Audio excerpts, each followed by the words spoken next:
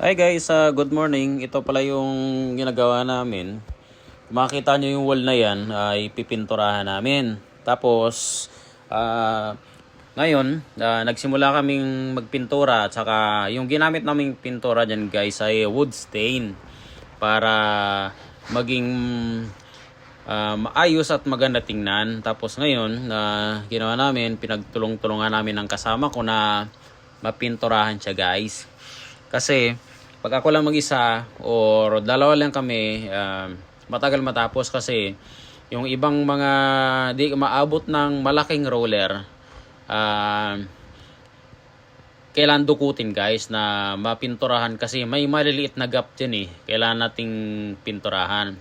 Kaya yung mga kasama ko, sila naghawak ng mga brush. Tapos ako naman, yung malaking roller na roller paint yung ginamit ko.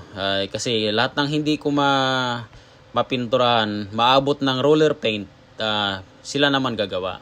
Tapos yan, pinagtulong-tulungan namin ng mga kasama ko. Yung sa kabilang side may gumagawa din.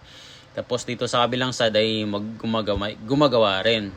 Tapos ngayon, sabi ni boss, ngayong araw dapat matatapos natin to. Kaya yan, pinagtulong-tulungan namin siyang tapusin. Kasi pagdating sa trabaho guys, dapat ay may team.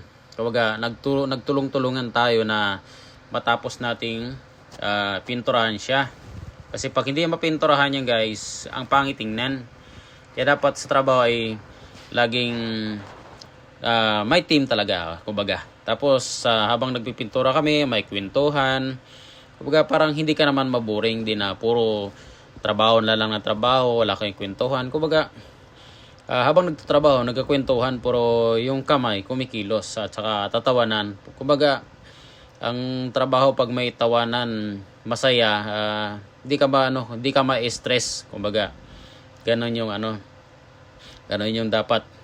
Di na puro trabaho na trabaho, puro na lang inisip ang trabaho, wala man lang kwentuhan. Kung makita mo yan, kunting-kunti na lang matatapos na namin.